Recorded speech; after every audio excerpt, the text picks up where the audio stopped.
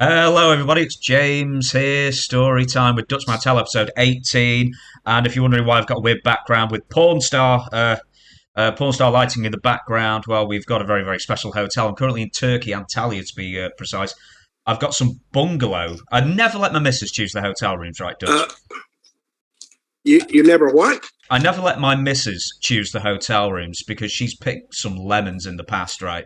But she's pulled it out the bag today. She's got a bungalow on the beach, turtles Oh, coming up at midnight. Amazing. well, that's good. Yeah. But do you like it? Yeah, no, I really like it. I really like it. I mean, Did you did you thank her? I did.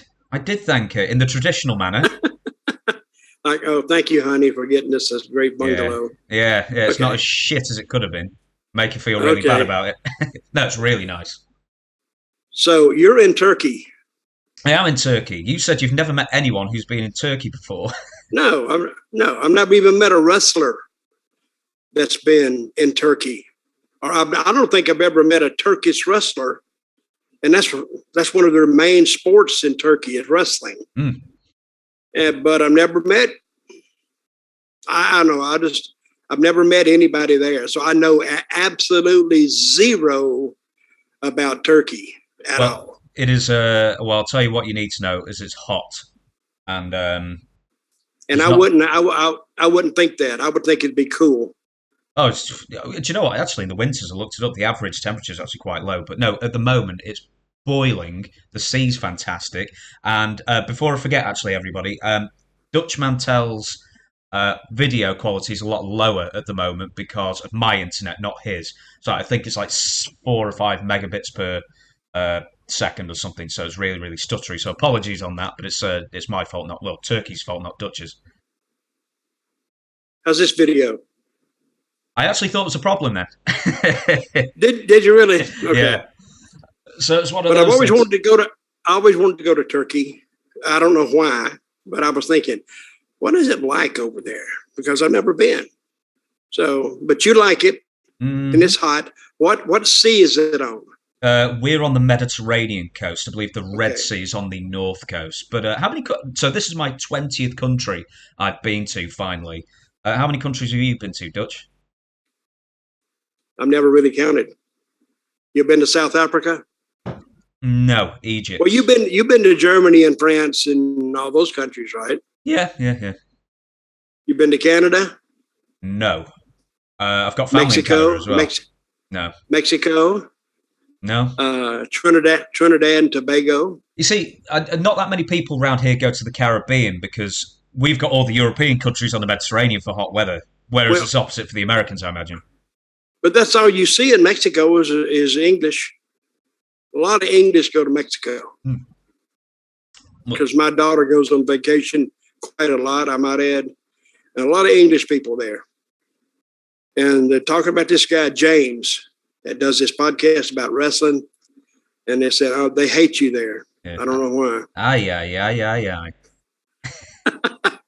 aye. What are we talking about today? Well, we're going to just do, for people who don't know, we record 2 episodes in a row, but because the internet's quite bad, we'll do one this week, we'll do one next week when I'm back home for better quality, so we can see the glorious mustache in HD. I'd be a big hero in Turkey with this. I walk down the street.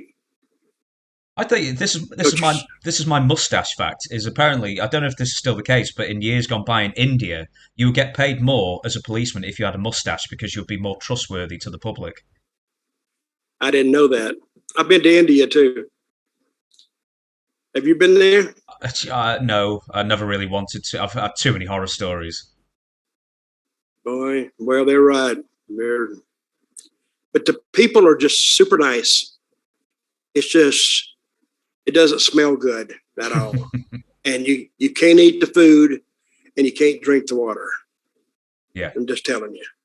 I mean you can't drink the Okay, water here, but oh yes, we should carry well on. let's We've got a let, million. Yeah, sorry, Dutch. let's talk some wrestling here. That's why the people tuned in. It, I think so, and we will crack on. And I've had to make a real squinting sort of thing, so I don't have a printer to print out my questions, but we are going to go straight into some of the biggest news of Kenny Omega and potentially the Young Bucks. Also, possibly, we don't know this, it has been disputed, making overtures towards Triple H and WWE. And reportedly, Kenny Omega sent out feelers while he was injured just to see if there was any interest. Now, Ringside News is saying this, and other people have said it may not be true. But if it is true, what are your opinions on that? Well, I think this gives Omega and the Bucks. Omega was hurt, so if he sent out feelers, which brings up the question: is he tampering with his own contract? Mm-hmm. But the feelers he sent out weren't through official channels. I'll guarantee you that. It was with friends or people he knew, and Triple H would probably shy away from even giving him even a hint of an answer because it could be considered tampering. The Bucks, since they got in this trouble, they may have done the same thing. But I think there's something going on in AEW that we just are not aware of. I think things have been going downhill for a while. And with the news, even 6 weeks ago, there's a lot of discontent backstage in AEW. I think that was where it was coming from. But I did read this, that there are some lawsuits coming. Do you remember me telling you that, or did I say it on this show, that I wouldn't be surprised if some lawsuits are coming because of the assault backstage and all this? I think it may have been on our CM Punk special. There was a rousing success, by the way, Dutch, if you didn't know. Well, I do think that Punk, actually at this point, he wants to be fired. I don't think his heart is in wrestling anymore like he says it is. Oh, it's great for the fans to hear that. Oh, I love wrestling and I love you guys. I love your support, which he probably does. I'm not saying he's lying. But I don't think that if he sees a billionaire sitting there in front of him and he got assaulted, a big star like he is, he got assaulted in his dressing room by officials of the same company. That's not a good lawsuit to have. So if he can pick him up $2, $3, $4 million, he will go for it because now we know he's what's that word? Litigious. What is that word? Litigious. Litigious. We know he's that because he sued Colt Cabana, and Colt Cabana I think sued him back. So he's well aware of what it involves of suing somebody, and if he sees Tony Khan sitting there, of course, he got more money than I guess Vince does, or his daddy does. But I don't think he would hesitate to sue because he's kind of mad at them now because they didn't take his side. And he may sue him anyway, even if he didn't take his side. So, but I predicted several times that I don't think a lawsuit is out of the question. And I think it's coming from somebody anyway. I wish Tony Khan would sue them and see what they would do. My suggestion is that CM Punk loves wrestling, but only entirely on his own terms. Well, possibly. I've known a lot of wrestlers like that because when they reach a certain level of being over, Hulk Hogan was the world's worst because he thought wrestling could not survive without him. Till Vince found out, they could survive without him. So he just developed some more stars. And then when Stone Cold got over, and then The Rock got over, and then the Clique got over, and so he found out that you just keep experimenting with different talent and different groups, and some of them will catch on. But yeah, I think he's overly dependent on his mind that he's over more than he really is. With Kenny Omega and the Young Bucks, I don't know. Tell me which of those three that you've seen more of in the ring. I've seen a lot of Punk in the ring, but it was like live. I've seen like 20,000 matches live. So when I see a match in the ring, I don't sit down and say, wow, that was good. This was good. That was good. I don't do that. I mean, I just say, well, it's a match. And if I hear a big pop, I say, well, good for them. But the Bucks, are you asking me how they would fit in with WWE? Or are you trying to? Not quite. I'm more in general of the matches you've seen. What do you think their strengths are? What do you think their weaknesses are? I've seen very few Kenny Omega matches. I've seen him raw, which I thought was actually pretty creative. A lot of guys didn't like it, but it was creative. And I saw the Bucks wrestling. Was it the Bucks wrestling the kid, or was it Omega wrestling the 6-year-old kid? It was Omega wrestling the kid.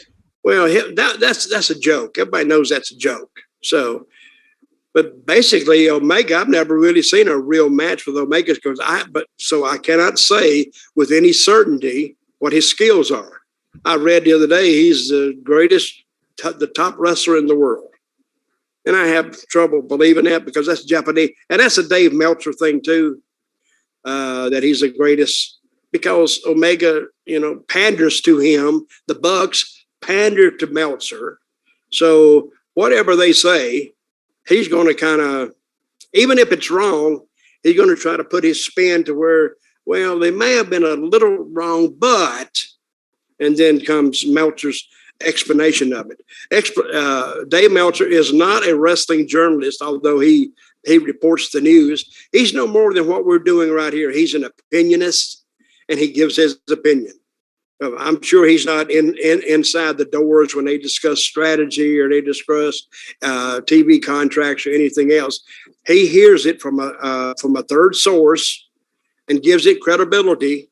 So when it comes back to his people and he puts it in his column or whatever he does now, therefore it becomes fact. There's an old saying, if you repeat a lie often enough, it becomes fact. Have you heard that? Yeah. Well, good, because I just made it up right now. But I did hear that. But if you just keep repeating it and repeating it and repeating it, eventually it almost becomes a fact. So the Young Bucks, I have seen them wrestle. I think they're very talented. If they would take about 80% of their super kicks away, everything is a super kick and a slap on the leg. I used to think maybe they should super kick instead of the guy selling the kick, they sell the leg. Oh, God dang, if hit their leg, because that's what it is. But if I see one more super kick from those guys, it's one too many because I've seen that's all they do basically. But they do some creative spots because that's what wrestling's come down to now. It's not a story so much. It's a spot fest. Boom, boom, boom. And now if you like that, fine. Go for it. But for me, and you can say, well, you stuck back in time. You stuck back years ago. Could be.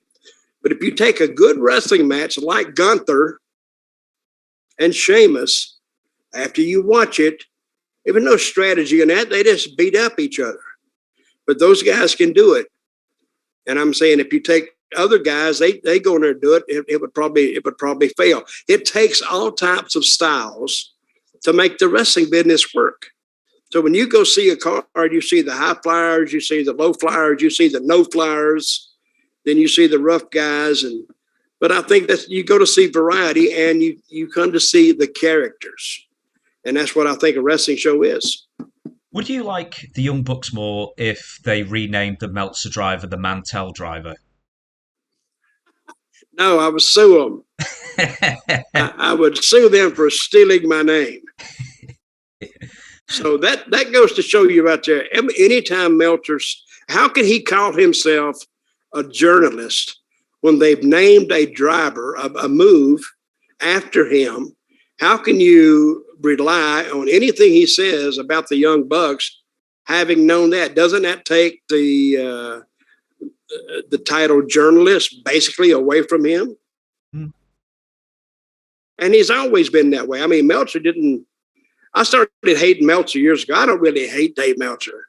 I guess I've met him. He's an okay guy. I just don't like his attitude. about wrestling, because I don't think he went to any wrestling school, never took a slam, never took a drop kick, never did an arm drag, never did an interview, in a wrestling related interview, except if you don't count the one he did with Vince McMahon back 30, 40 years ago when he was on this show. But Meltzer's never been involved in it. And he thought for years and years and years, you don't have to wrestle to be a journalist. Well, he is right. You don't have to wrestle, because that takes all the football journalists out of the equation too. But I do think you need to know just a little more about the inside workings of wrestling, which he probably does now. But now he thinks he's an expert, so everything he says is fact. Speaking of somebody who is probably more of an expert in wrestling than most, Shawn Michaels was promoted to Senior Vice President of Talent Development Creative. CBS reports that Michaels will continue to oversee creative in NXT, as well as being in charge of developmental talent at WWE's development brand. Right, so I mentioned this because this is actually what I'm about to say, a holdover from last week with CM Punk. And I wrote down, but didn't ask you, a lot of people were comparing CM Punk's attitude, as well as his apparently close relationship with Tony Khan, a sort of mirroring of Shawn Michaels and Vince McMahon in the 1990s. And you were back in the WWF in the mid-90s, the Michaels-McMahon relationship. Was Shawn that big of a pain in the locker room? I know the Harris boys thought he was. Well, not to me, he wasn't, because I had very little contact with him.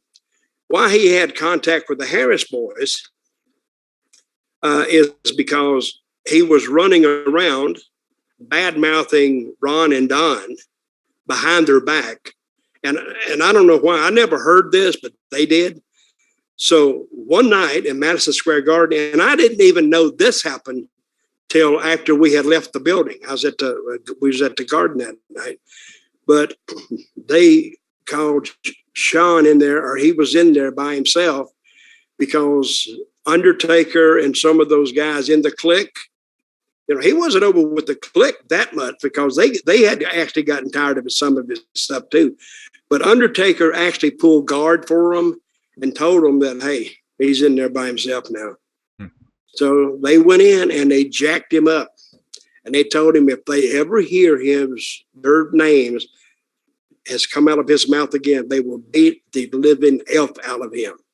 See how I did elf instead of the other words? See, I had respect for it. Just since you're in Turkey, Fudge.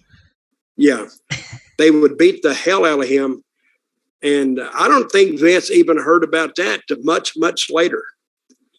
Shawn, to me, he was actually decent to me, not overly friendly, because he wasn't overly friendly to anybody, even his friends back in those days. But he was I heard a lot of stories about him, but to me he was okay, because I never had any dealings with him. Did you have any other dealings or hear rumours of any other clique manipulations? Because I know they went on strike once in late 1995, and Vince McMahon had to fly down to wherever he was to get them to go on the road, that kind of thing. Well, they manipulated their spot on the card, and they also overstated their importance in the card.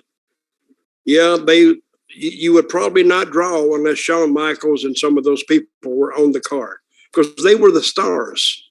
If you do a show and you feature, I don't know, Milli Vanilli, I guess, and you go to the show and there's no Milli Vanilli, well, hell, that's what they advertised.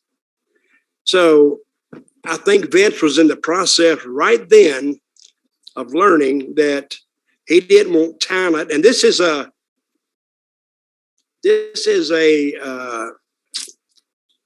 fact that he kept doing all these years when things were like going south.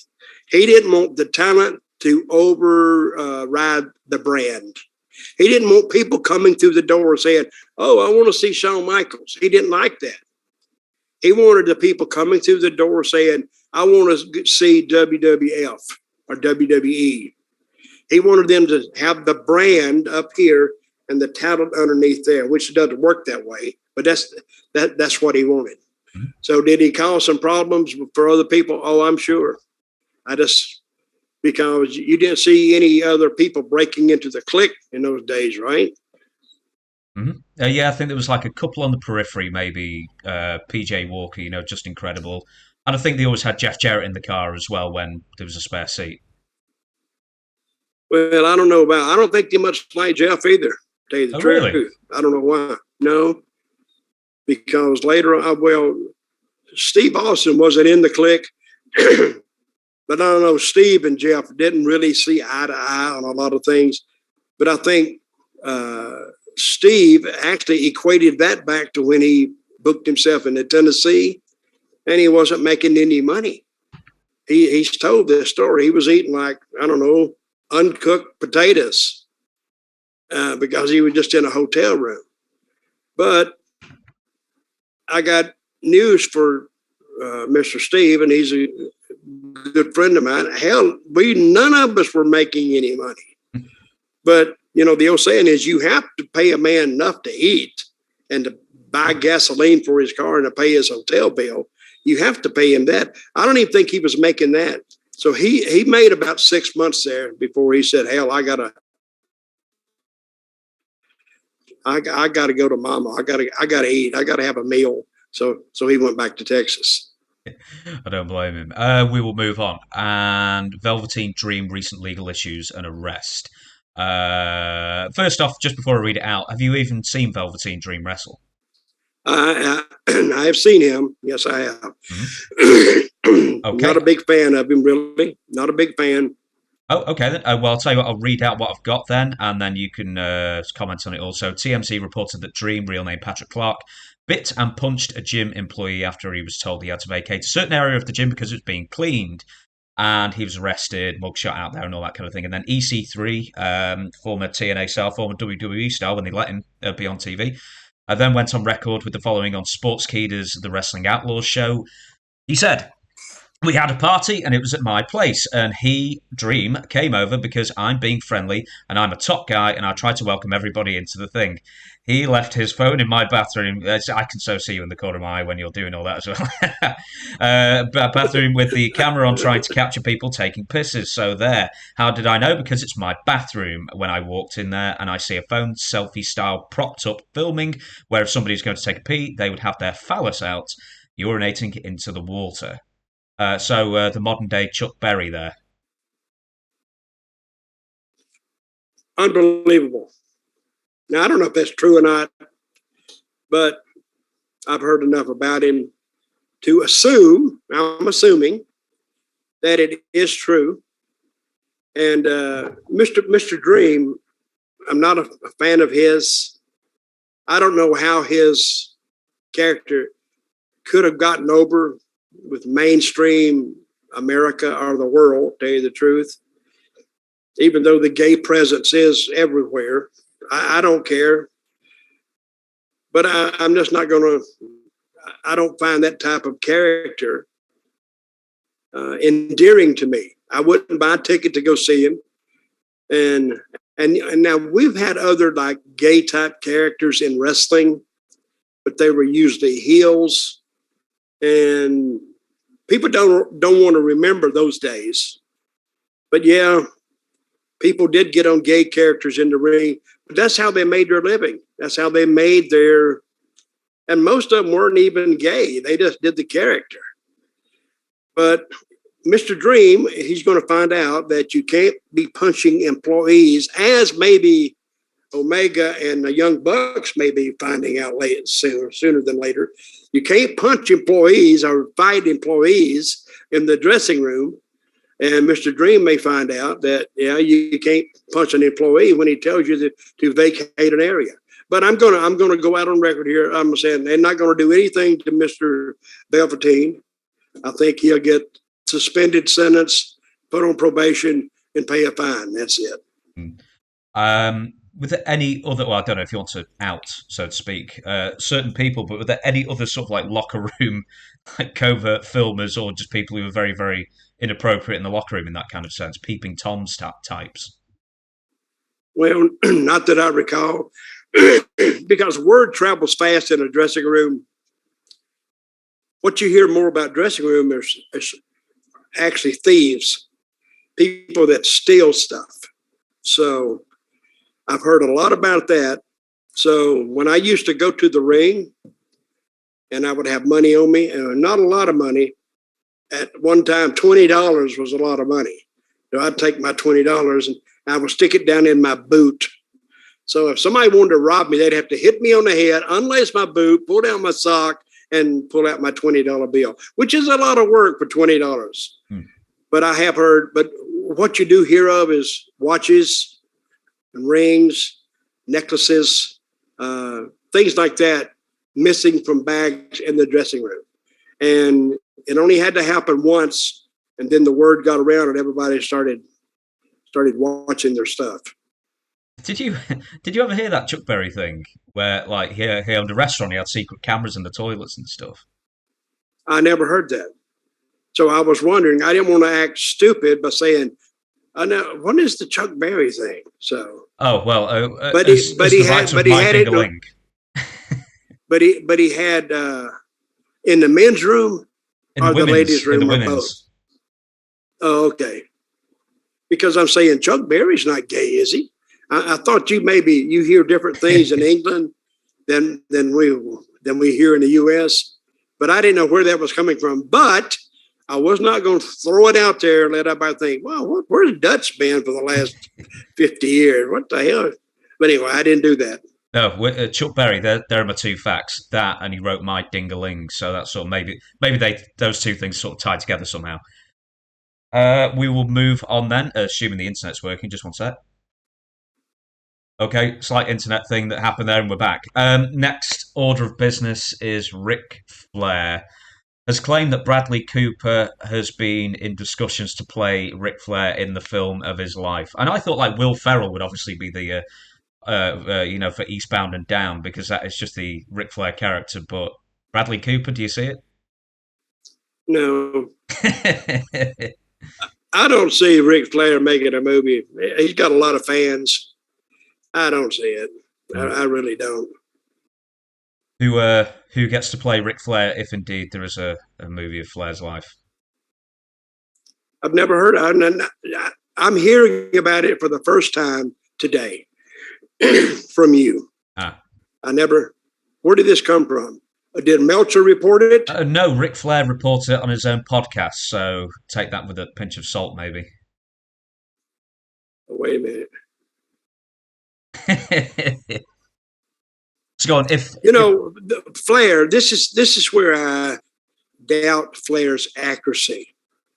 Flair said for years and years and years, he was in Puerto Rico the night that Bruiser Brody was killed. And he put that out for years and years. He even told Brody's wife that, I think, one time. But he wasn't there. He was 1,500 miles away, probably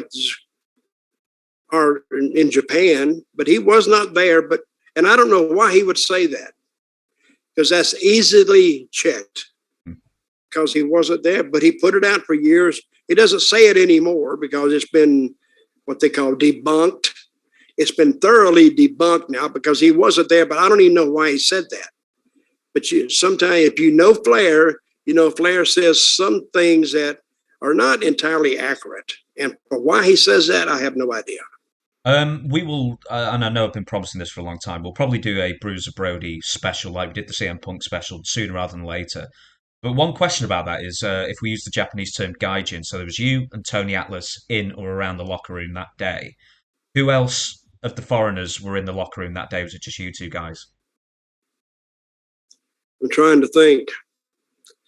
Samuel Vega, I remember he's there, but he's Puerto Rican, so he lives there. Miguel Perez.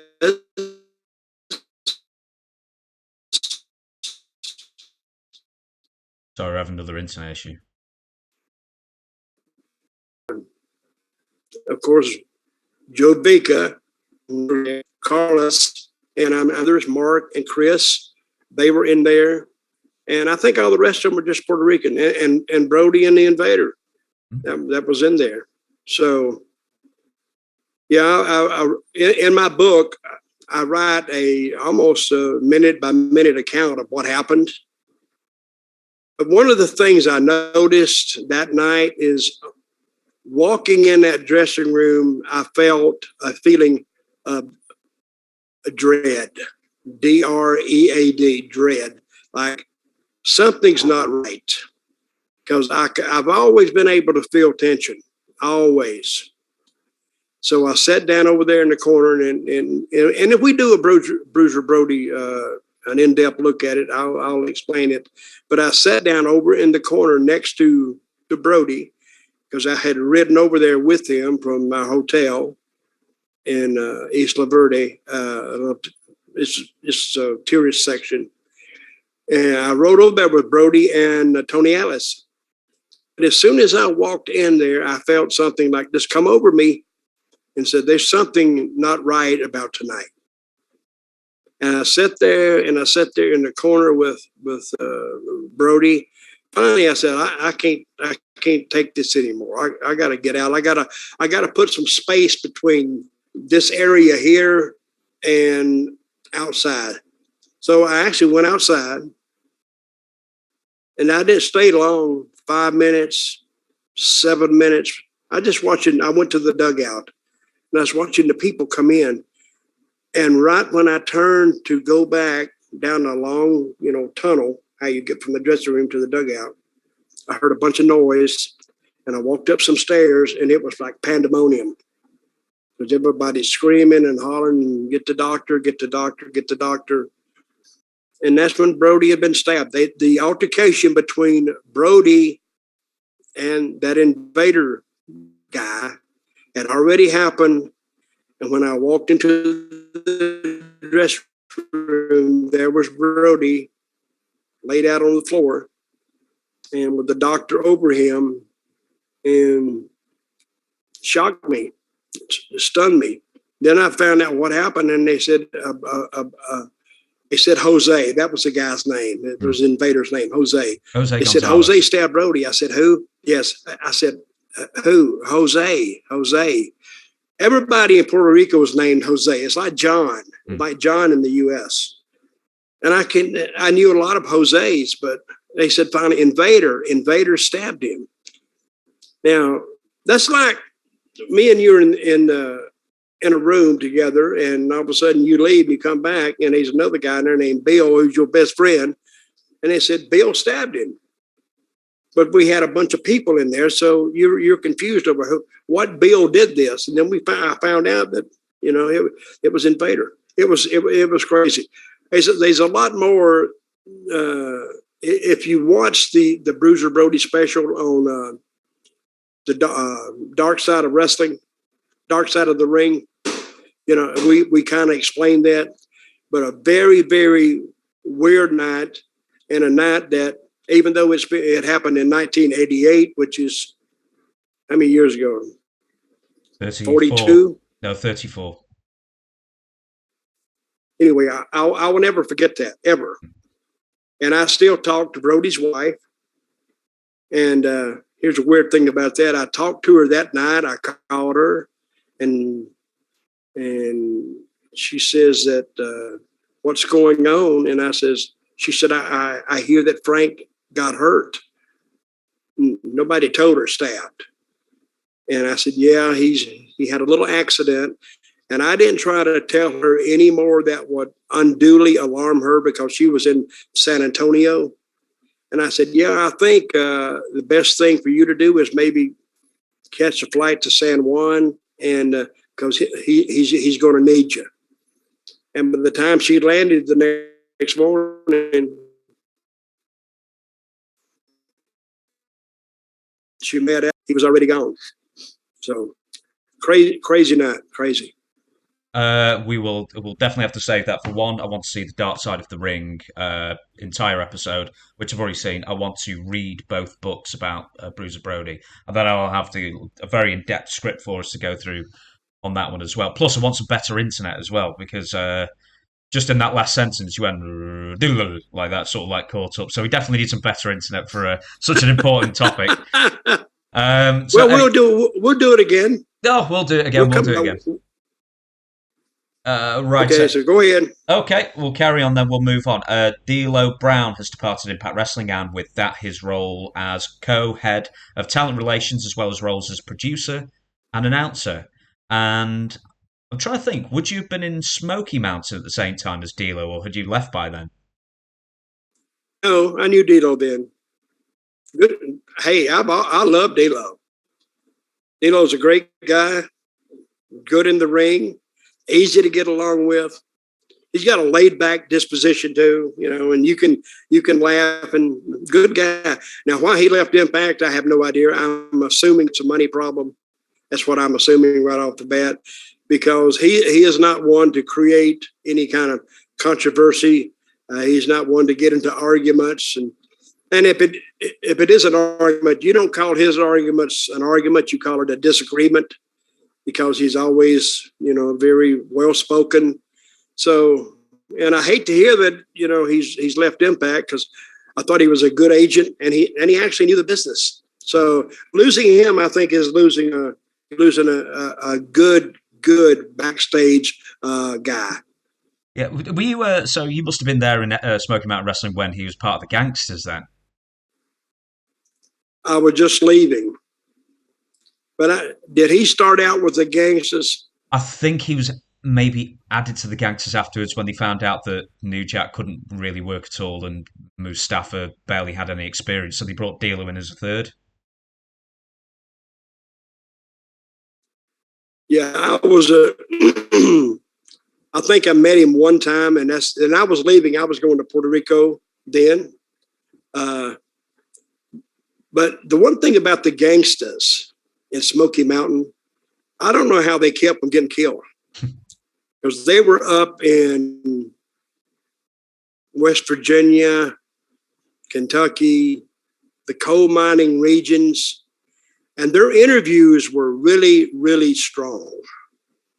And they were racially oriented, and those people up there, some of those coal miners, weren't used to hearing that language, not right in their face. And I don't know why the TV stations didn't tell them to tone it down, because some of their stuff was really, really strong for that time and that era. So, with D'Lo, just going back to D'Lo slightly, was he working? He was working there at Impact TNA when you were there, I think, here and there, but also in his heyday in the WWF. I think when people go back and watch it, I don't think people realize just how either popular or how good he was at generating antipathy from the audience. I found that quite extraordinary when you go back and watch, and you just think, God, D'Lo gets such a big crowd reaction. oh, they liked him. He was a good heel too. He was good both ways, because he understood the nature of the business. And when you get guys who understand the nature of the business, they go out there and they do it well. Guys that go out there and say, "Oh, I can't lose. I can't do this. I can't do that."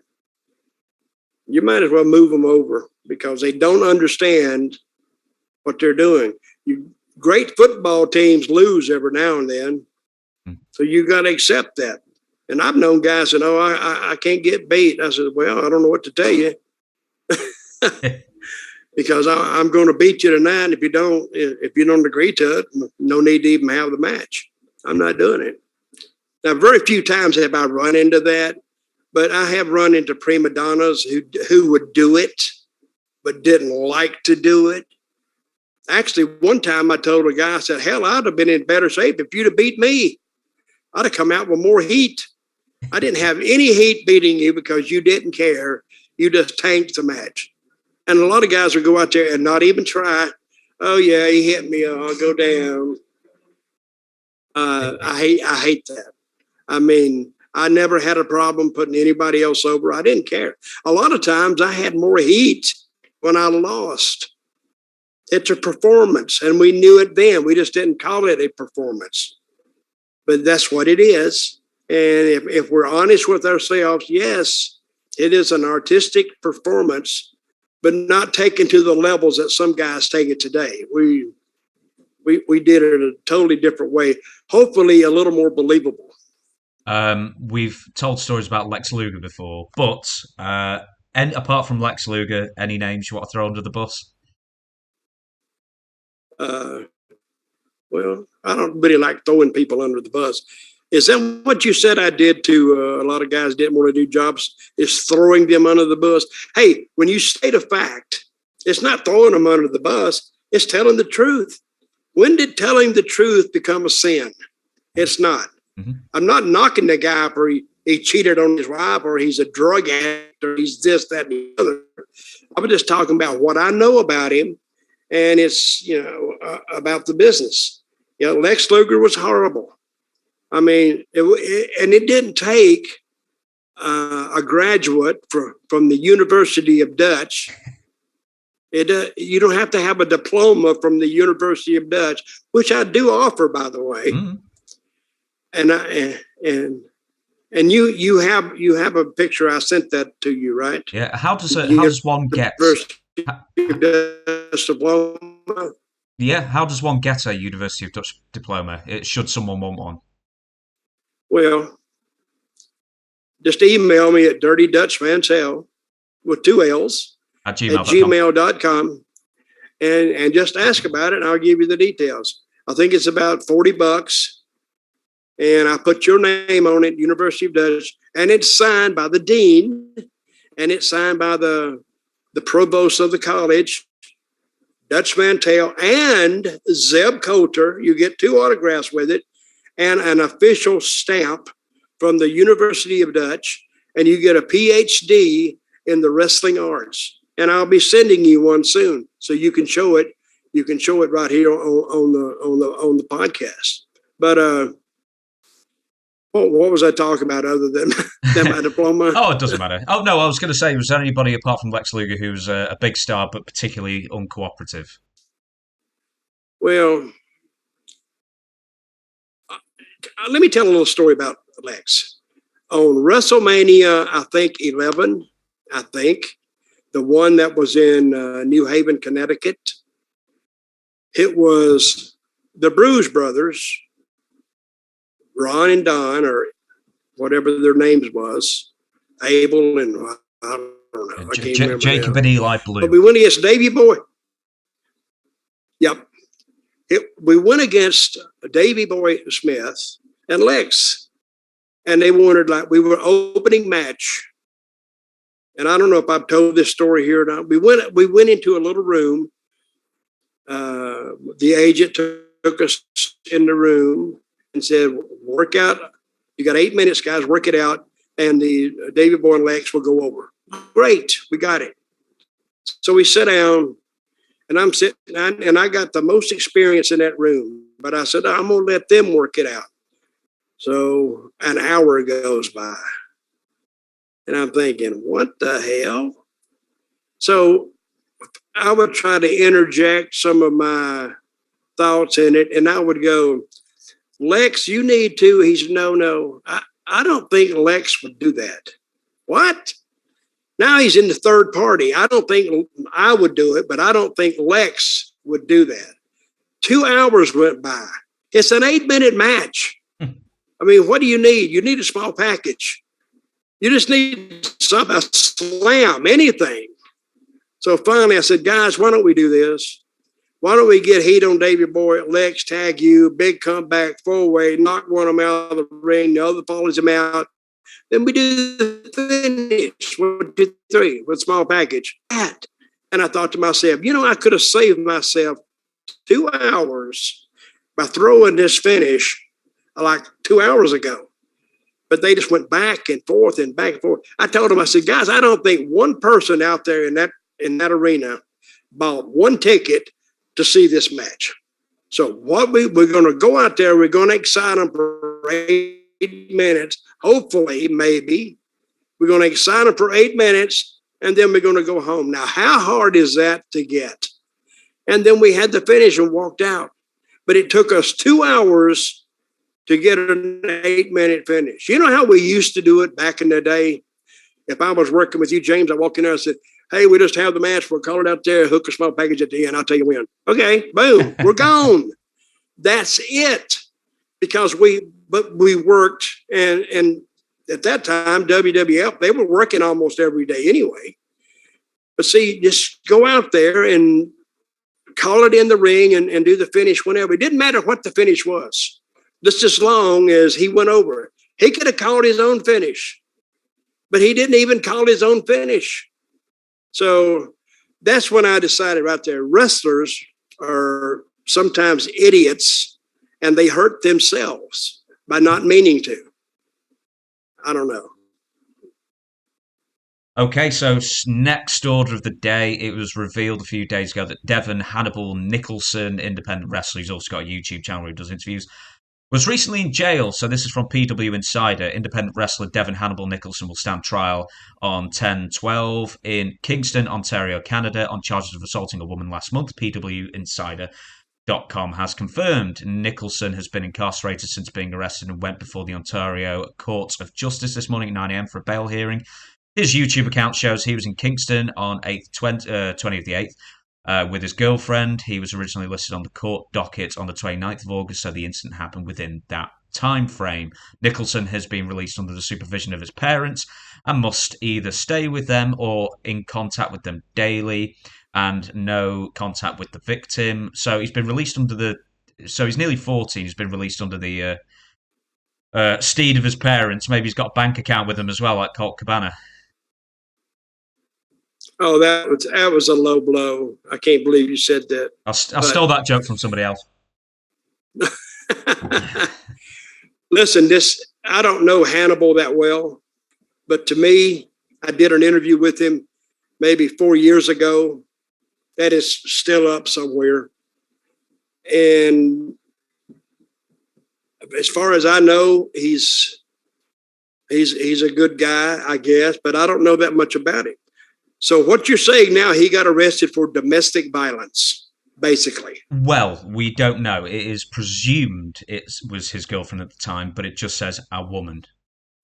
Okay. Well, getting arrested for that sometimes has a little more truth to it than what it seems on the surface. I don't know what her relationship was with Devon, but it's not a good thing. Because later, about a year ago, was it a year ago? He was arrested or charged with. No, this is when the referee deal. Oh yeah, that was something late last year. Late last year, November maybe, I don't know. So it's everything that I'm hearing about Mr. Hannibal is on the bad side. So that's all I'm getting about it. So whether he's guilty or not, I hate it happens, but I'm not saying it couldn't happen because it did. But I don't know what to think about that. To me, if I met him, you wouldn't think that he would be the type of person who would do that if he did it. And that's why we got court proceedings to determine whether he's guilty or not. The first time I ever heard about him was his Abdullah the Butcher suit, in which what did he catch from? Hepatitis C. Which is not a good thing to have, but he won against Abdullah, yes or no? Yeah, he did. He won a multi-million-dollar settlement, and according to Abdullah, didn't get a single penny because Abby didn't have any money. Yeah. Well, that's the thing about lawsuits. You know, you can sue them, you may win. Doesn't guarantee you're going to get a penny. But yeah, you made that to me, that's what made wrestling, because you meet such a varied array of just different personalities and different people. As far as I'm concerned, I still go by the old, it's in the Constitution, I guess, you know, you're innocent until proven guilty. So we'll go with that. So I'm going to say I don't know if he's innocent or not, but I hope he is. Maybe it was just a misunderstanding. The thing with the referee in Texas is almost unexplainable. That is just if that happened the way I heard it happen, that is just an out and out assault. I don't know what caused that. I heard he was drinking So, but hey, every occupation is going to have people that are odd in it. And I think, hope Hannibal's not one of them, but he could be. We'll move on then. A few more bits of news and we'll shut down this podcast. And the next one, what am I going to ask you? Let's say this one. JBL has possibly offered to manage Happy Corbin. Did he actually appear on SmackDown recently? When I saw when the car pulled up, has there been anything since then? Because I've been out of whack here lately. No. But if he does manage Happy Corbin, I think it's the best thing to happen to Corbin, because John will improve his own screen appearance, and it gives it a whole new direction. John is great on camera because you feel like killing him half the time. You feel like just walking up to him and just slapping him. And he's that way in real life. He's really funny, and he can get on your nerves. I got a story. I don't know if I can tell about John. Can I tell this story? You think you can? Oh, tell you don't any know what story. the story is. No, I don't know what the story is. We were in Canada one time, and we were staying at this hotel that WWF wrestlers used to have their favorite hotels. So we were staying there, and I can't even tell you, it wasn't that far out of the city. And I think we were in, I don't know, Hamilton or somewhere. I don't know. But we were shooting pool, and one guy got smart with John. And John walked off to him, and he said, "If you don't shut up," he said, "I am going to break this poo stick over your head."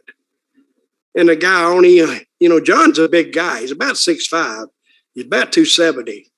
So the guy heard that, said, "Well, I got to go." He left. But on the way back to the room, man, I've never seen a hotel like this. They have like little meeting areas in the corners of the rooms. I don't know. I mean, in the corners of the halls. And there was a group of college students sitting there. And they recognized me and John, and they said, "Hey, guys, you guys are..."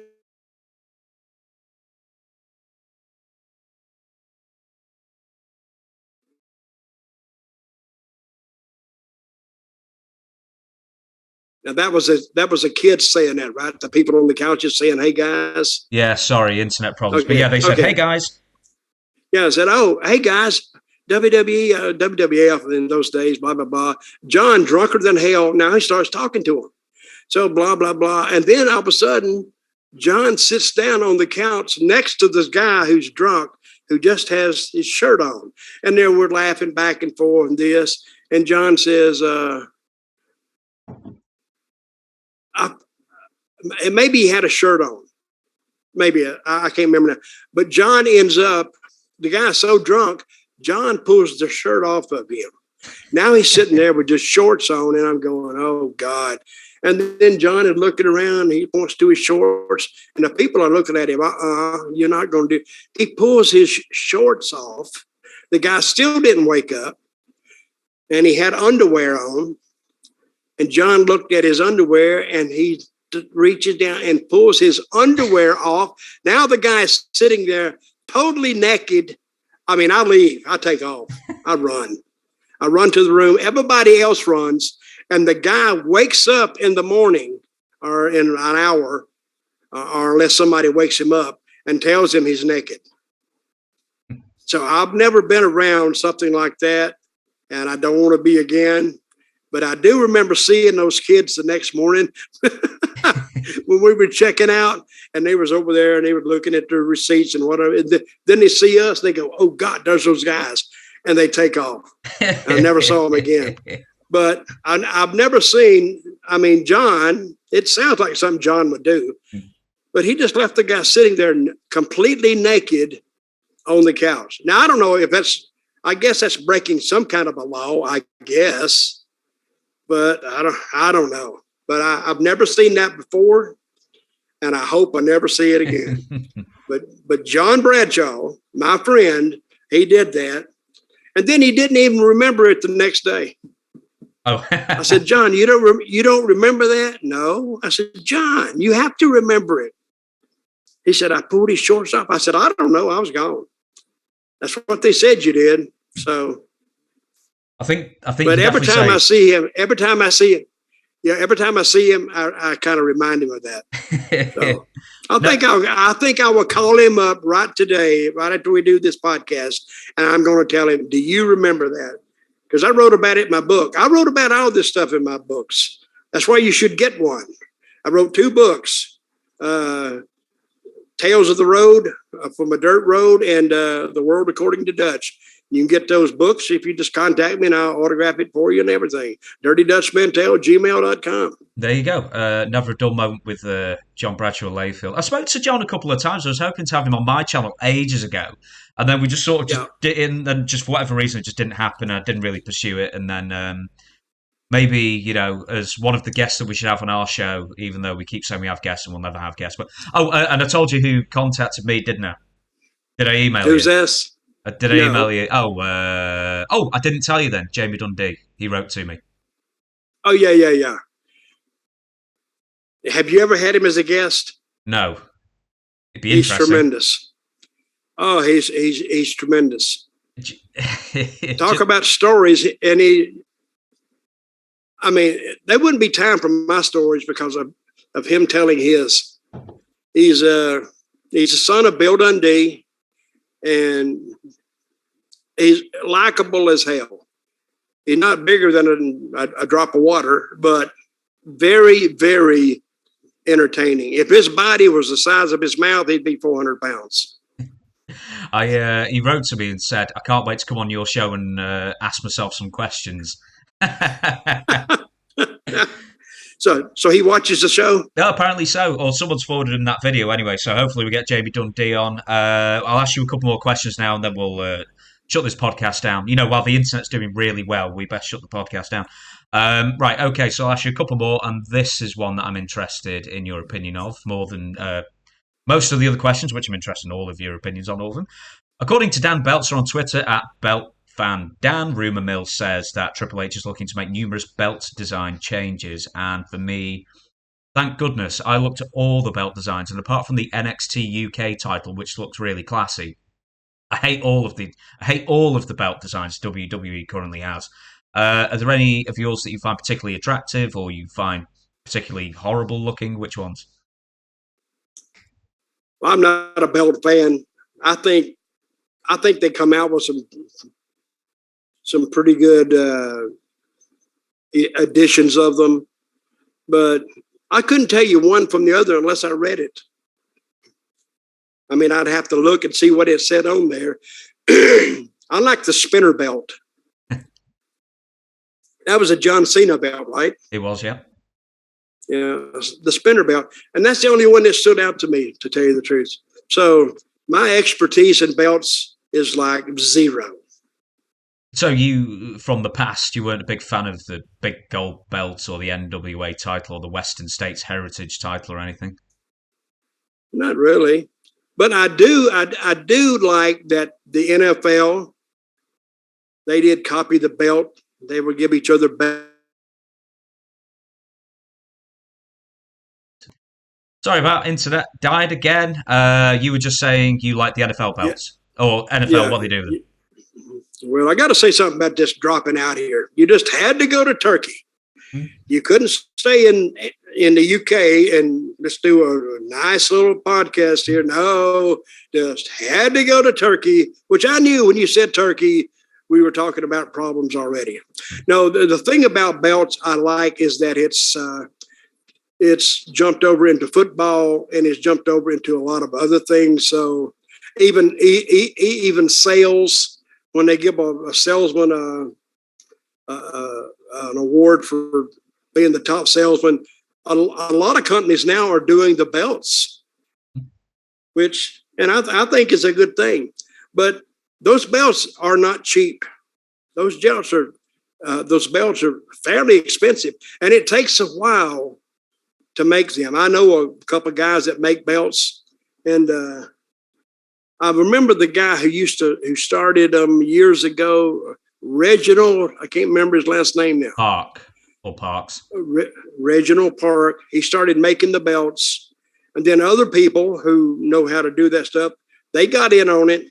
Now the belts kind of, I don't think it's huge business, but I think it's a pretty good business to get in if you understand how to make belts, which I don't. So, but as far as the belts, any of them standing out, they all kind of look the same to me. Fair enough then.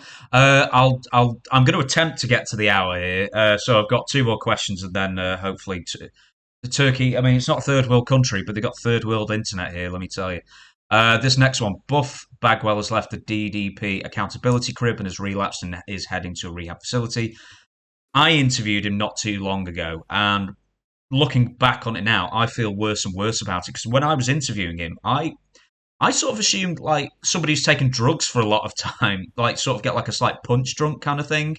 But when I posted the videos, a lot of people were saying, "Man, he's really gone. He must have taken something." Da, da, da.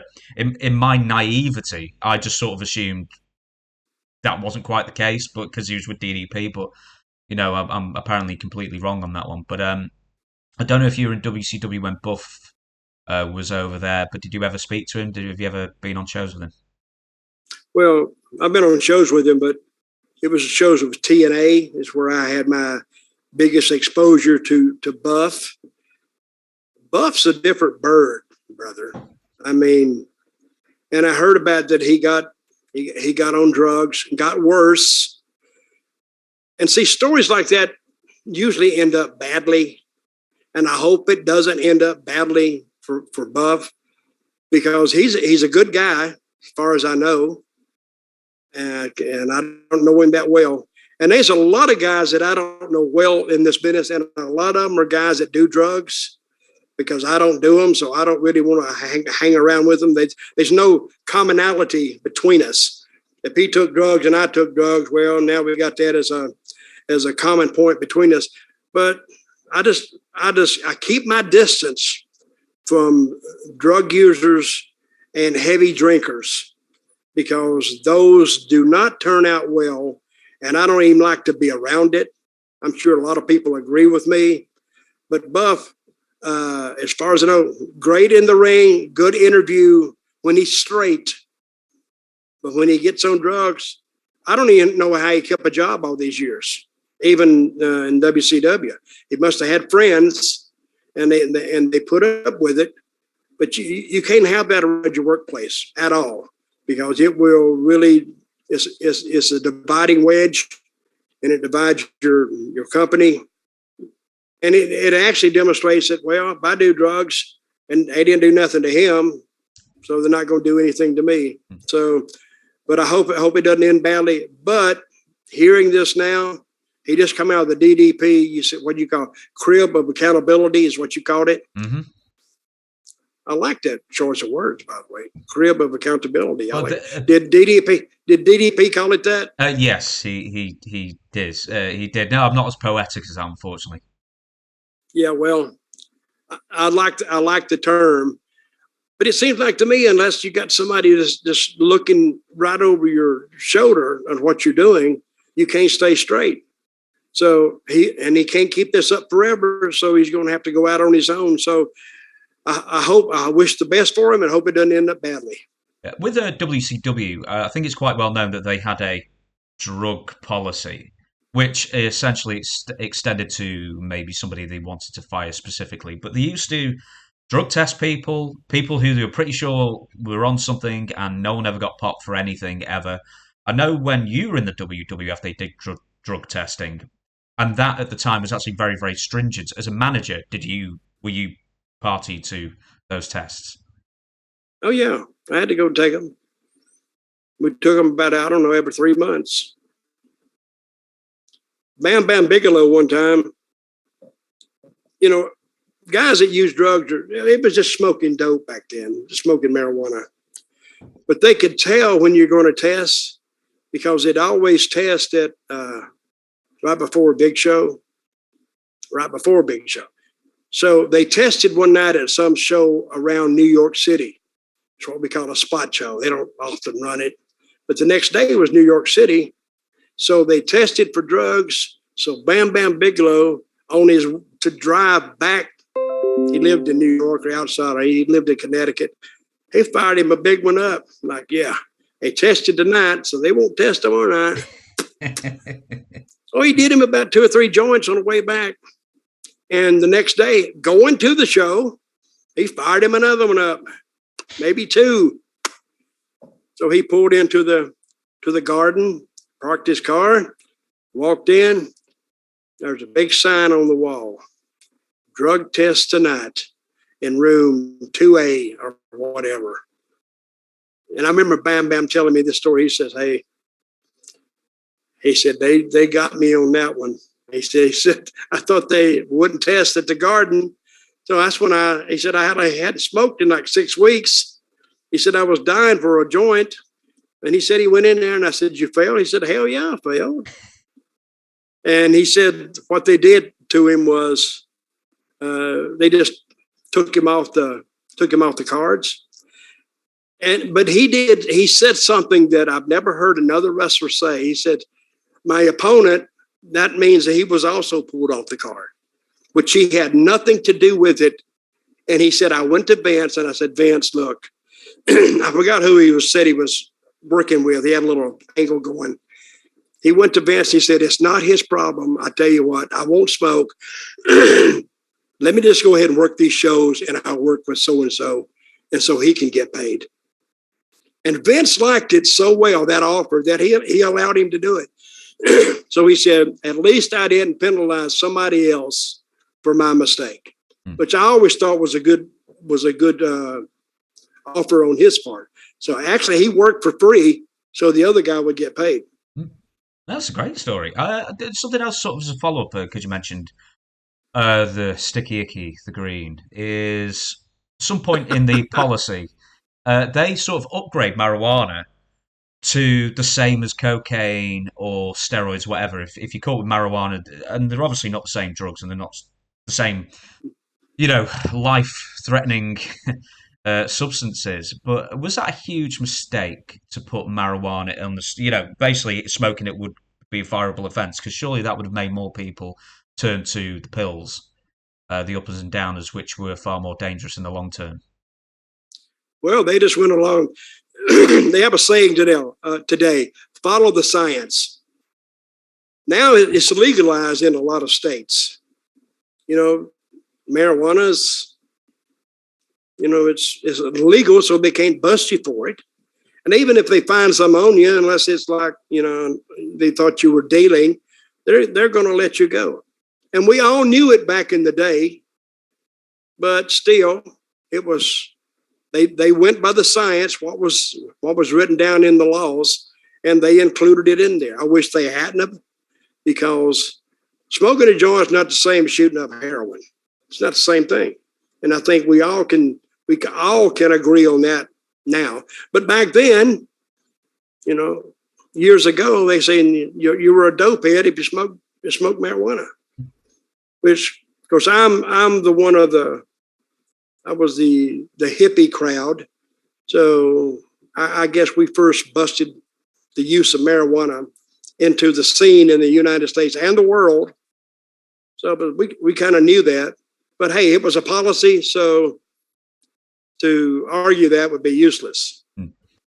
I will ask. Do you know what? The internet's going so well now. I've got white bars of fantastic internet. So I'm going to ask you one more question, and I've got to jinx myself already. Max Dupree's hinted he's going back to his LA Knight persona. You've made mention that Maximum Male Models is possibly your most disliked current main roster WWE gimmick group. Why? As a booker, I would say I don't know how you book these guys to get any heat on them, really.